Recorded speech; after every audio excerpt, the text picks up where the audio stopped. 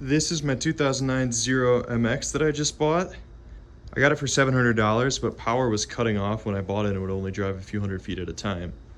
In my last video, I diagnosed that the battery needs to be replaced because it can't handle the loads that the bike needs to move, so it was hitting the low voltage cutoff. This battery is 15 years old and you can't buy a new one anywhere. So in this video, I'm going to engineer a new battery, install it, and bring it back to life. It's battery day. I just got the batteries. They look pretty sweet. I got some of these in the past and had to return some from a different site because there's punctures on the bottoms of the cells. These actually look fairly okay. If you recall from my last video, my plan was to use one full module for 12S, and I was gonna get 2S out of another module. So for the module that I don't have to chop at all, the one 2S I do have to chop, there's two options. I could fit like this, but since it runs the whole length, the BMS won't fit. Option 2 is mounting it like this in the box, which is a lot easier. Just bolt straight to the bottom of the box. I can still fit the BMS up here. I need to see if I could fit the 2S module with the cells sideways over here. So if I chop it here, I'll put another piece of sheet metal to keep the compression. But that is like 2 5/8. And I can go all the way to the wall here.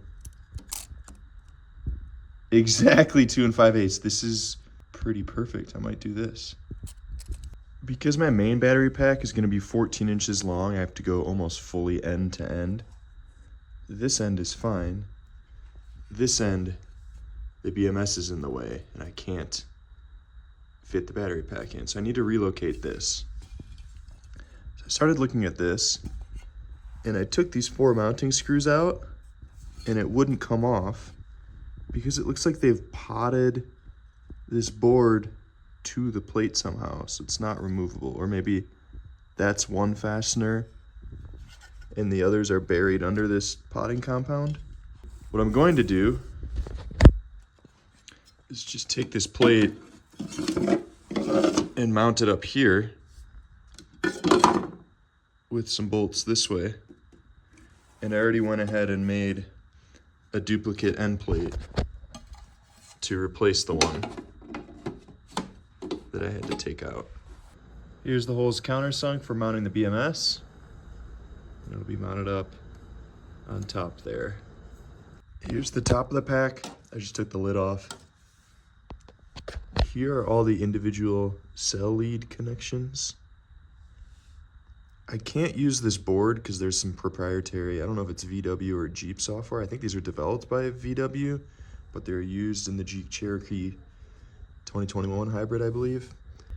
And then I can take this board out entirely, and my old harness that runs to the BMS has all these spades.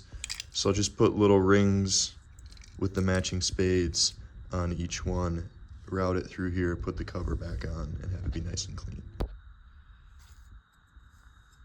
Here's the board removed. The backside has all the fancy stuff going on. But now I'm just gonna manually pull directly off of the cell voltage leads with my ring terminals to my spades. The mounting holes on these 4 corners are a little bit larger than 8mm. So to mount this, I'm gonna get 4 8mm bolts and mount them through the bottom of the box with the flathead and an eye-lock nut on top. And now to mount this main module, I need to be sure that I'm off the wall here to allow this block for this plate to slide in. And that block is like 3/4 of an inch or 2mm. So when I'm drilling the mount hole patterns, I want to make sure I'm that far out from this inner edge, so I'll measure the thickness of this too. So in terms of how I'm going to arrange this in the box, on my main module, I can choose to either use the main negative or the main positive as the overall pack positive or pack negative. So if I use this as the overall pack positive, I know that my junction box, this cable is long enough to reach this if it's all the way left. So then what I would do is I would chop this module here and run this to there, and then this would become the overall pack negative. That kind of makes sense because with this wiring, the negative is the shorter lead, and that would be able to reach a negative over here. My only concern there is if I'm running one wire from here to here, then having another wire there, I don't want those to be able to short at all, so I'll have to make sure they're far enough apart and not have any issues there. What I do like about this is that it is a very short run that I'm gonna have to do of running cable from here to there for connecting the two packs together. So I flipped the box upside down and I've got it positioned equally in the middle here and how far I need it off from this edge. So to mark my holes, I just grabbed my bolts, and I got machine screws because they are way cheaper than buying proper socket head cap screws, like $2 each instead of like $6 each at this length. And if I just drop them in there and use a screwdriver here to kind of put some downward pressure and turn it a bit. So there's one circle, there's another. So I got 4 of those, and that's where I know to drill my holes through and appropriately countersink them for these bolts. Now that I know I'm going to use this pack for the main negative, I know that I have to cut this tab here. This tab will run to the negative over here, and I'll use this as the main negative. These are under compression right now. They're actually compressed and then welded together. As soon as I chop this, it's all going to expand and kind of accordion out. And I want to recompress it and get back to the factory compression spec. And this is the line I need to chop along. But as I look at this, if I were to cut all the way along here, I need to make sure that I'm not nicking the cell at all. Otherwise I can cause some sort of short. And I think that is definitely too risky to do on the side here. I think what makes more sense is to chop along here, chop along here, same thing on the other side, and then chop along the plastic at the top. That way I can make a more precise cut, and then later on I can add new metal parts to compress it back together. I also need to make sure I balance these two packs so all the cell voltages are equal. Right now this one's at like 41.4 volts total. This one's at like 43, this is from the shipment date, but it's at like 43.2. So they're 2 volts off, which means I either need to discharge this one a bit or charge this one up a bit. Generally, it's easier to charge a pack than to discharge a pack. It's hard to find a 48 volt load.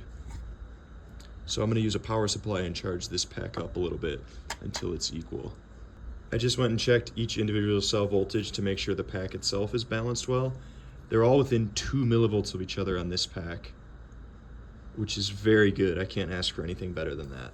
This pack, I need to get to 43.32, at 41.9 and charging right now. Now this is something that if you're doing this, you need to be careful and watch this the whole time so that you don't overcharge these. So this is not something that you set and walk away for an hour. Check it every minute or so. It's now charged up to exactly 3.61 volts per cell. So I'm gonna shut this off and see how much it bounces down and settles before I do the final charge. So after sitting for a while, it's bounced down to 43.0 volts. I need it to be at 43.3, so I'm gonna charge it up some more. Now to start cutting the pack, I'm first gonna do a cut down here on either side, and then a cut down here. And I've got a Dremel with a small cutting bit, and I'm slowly gonna work on cutting this sheet metal. I've got the cut started here, and I do need to be careful. The cell is right here, which is like kind of level with that notch right there at my fingertip. And so I don't want to nick the cell at all. I also don't want to cut through this double layer because that's just going to be harder. So I do need to cut a pretty straight line here. I'm almost through this cut, but I'm gonna leave a little bit and flip to the other side and cut the other side before I chop them both. I'm through on the other side. It's taken over an hour per side. I'm using this diamond Dremel saw bit. I even tried a carbide tip tooth and an oscillating tool, and that really didn't cut at all. So it's just a slow going process, and you just gotta be careful that your line is straight, that you're not gonna nick the cell. So next I have to cut through this bent tab, and same thing on the other side. Both of those cut through pretty easily. Now I'm gonna use my oscillating tool and cut through the top plastic. I'm also gonna cut along this tab now. Everything's free now, and it's time to pry the two cells off. They have like some sort of adhesive sticking to some of them. And again, use plastic tools and be careful. Don't put too much force in to puncture the cells. Now after all that work, my 2S block is free. Ooh, I did nick it in a few places. That's not ideal. And just a quick fit check. Got the large module in, and the small one just barely doesn't fit, and I will be having to put a piece of sheet metal here to compress it all together. So I'm probably going to pry off this aluminum piece and make my own sheet metal to compress it here. I've got this clamped in my vise now. I made 2 C-shaped sheet metal brackets, and I applied pressure to them. Not a ton, but enough pressure to where this was starting to be hard to turn. And then for the sides, it's hard to see, but I've got 2 angle brackets with holes drilled. That's how I can mount them on the sides. And so I'm JB welding these side pieces to the C pieces. That's kind of like a double joint. First, it's gonna allow me to mount with the feet on the side, and second, while I'm pinching it with JB weld, once I let go, the JB weld of this side foot is gonna hold the 2 C pieces together. So I will show you more when it's done drying. While the JB weld for all these joints is drying, it's actually almost hard to a touch right now. It's probably good enough, but I'm gonna let it go overnight. Well, I'm gonna start to drill out these 2 holes here so I can get this tab out and start getting my series connection ready to go to the stud on the other battery. All right, I've drilled it out enough to get this to pop off. And so now I've got to get these up to a number 10 size, because that's what I'm planning to put here, 2 side by side. And I will have to grind these inner edges down a little bit to get them to fit side by side. So the thickness of the wire on this series connection, if I go over here, the main positive is 6 gauge, main negative is 6 gauge. So I'm just gonna match that, but I don't have 6 gauge wire. So instead what I'm gonna use is 8 gauge and do 2 runs of it. 6 gauge I believe is 13 millimeters squared, and 8 gauge is 8, so 2 of those is 16. And this is a much shorter run than that is, so 8 gauge on this short length will be more than adequate. This is my hydraulic crimper. It's got a bunch of different die sizes to crimp a hex. So I'm gonna start large with the 25 millimeters squared, and I'll slowly go down until I think I have a nice crimp on here on this 8 gauge wire. I went down to the 10 square millimeters, and that is a good crimp. It was starting to squish the plastic out on the side, but it is a good crimp there. So that's the size I'll use. For the terminals at the other end of the series connection, I need to drill these out to 1/4 inch because this is 6 millimeter. Then I also need to bend it upwards a little bit so that I can clear this kind of recess here. So I'll try to bend it more right on that bend line. All the epoxy is dried, so here is what my 2-cell battery looks like. Got these 2 feet to mount on the sides here, and then this post I glued on here to mount to the wall, so 3 points that constrains it in all directions. And now you can see a little better. I just have 2 C-shaped brackets here, squeeze them together, and the feet are epoxied on, holding that together and also giving a mounting point. And then I put Walmart cutting boards that I have left over from a previous project in between this metal and the walls of the cells, just to give some insulation. I took the original cell voltage wiring harness and I added the series number 1S, 2S to every single connector just to make it easier when I go to plug in to my other battery. And I will be putting these on next. All these cells are at 3.603 volts. These are at 3.608. A 5 millivolt difference is really good. I'm happy with that. I have all the voltage sense leads routed with all their numbers labeled. So I'm going to put this cover on and finally permanently install this pack into the box. I also have to enlarge these two original main positive, main negative, these holes to 1/4 inch since they're M6 studs now on the battery. So I'll just drill those open real quick. I've got all the series connections wired up between the battery and the connector, and now I'm going to do a double check and probe on these individual pins to see if I'm 3.5, 7, 10.5, 14 volts, so on and so forth, to make sure that it is wired correctly. Okay, I put my multimeter ground to the battery ground and then jumpered the lead from this one over to this one. And then with the multimeter positive, I probed all these individual pins and it is wired correctly. So that means I can go start putting everything else inside the box. For the series connection from the 2S to the 12S, I just put both of them in here for now to go ahead and route the cable and see how short I should cut this cable. These have a good bend radius, not too long, not too short. And so I think this is a good amount that will work. I've got the two series connections bolted on. I used a torque screw with a crest cup washer and one of these kind of serrated tooth embedded nuts on the other end, so they'll be resistant to vibration. So I'm going to put some Kapton around there. I decided to put the temperature sensor here on the main battery negative because it's pretty close to here, and this might be where the battery gets the warmest. So that's where it's going to read the temperature off of. The main positive is installed way down at that end of the battery. I got the main negative here. All that's left is the series connections onto the intermediate negative on the big pack. Got the intermediate connection made. Now all that's left is sliding this in and installing its 3 bolts and installing the BMS up top. I just plugged the BMS in and it gave 3 beeps right away and then 2 short beeps, so there's no error codes. I guess the last thing is I need to mount this alarm somewhere. I'll probably just hot glue it. So here's the pack all built up. On this side is the main pack positive and the 3 through 14S leads. I zip tied them in place up here and on the side for a little bit of strain relief. All of the connections to the BMS are in there.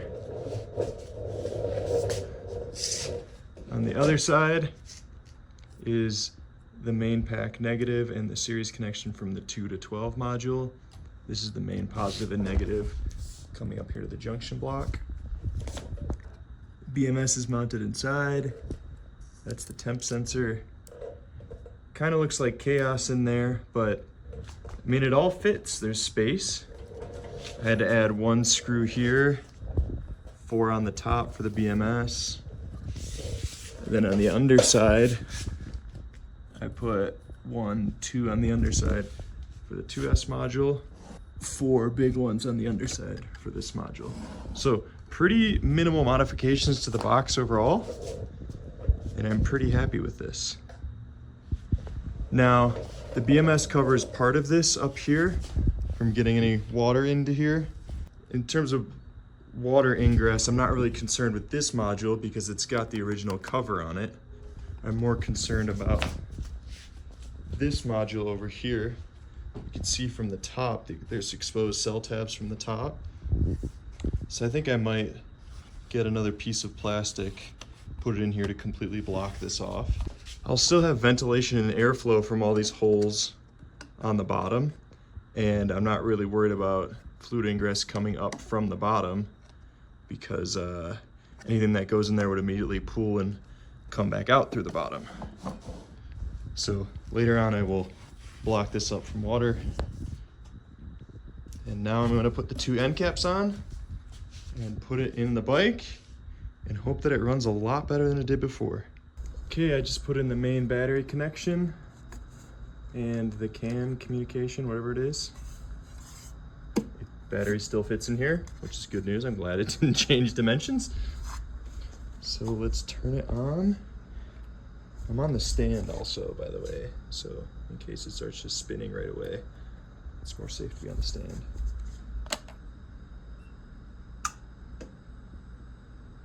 So it's on, flashing red. Oh, you know what? This is because this battery is a different chemistry than the old battery I just took out. This battery was like 50% charged at 3.8 volts per cell. And this one's like 3.6 volts per cell. So right now this one's 50% charged, but this battery indicator is to the old profile. So this is showing that it's like basically empty, because if the old one were at this voltage, it'd be basically empty. I guess that's better than the other way around, showing that it's full when it's actually empty. So now I know that I'm only gonna have a readout really for the first half of the battery. But let's see if it spins the motor. Oh, it does.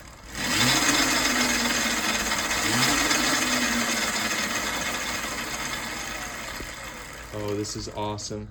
Okay, I'm gonna charge it up more, and then I'll go ride it for a bit. So that wraps it up for this video. I'm really happy with how this turned out. The bike is functioning again.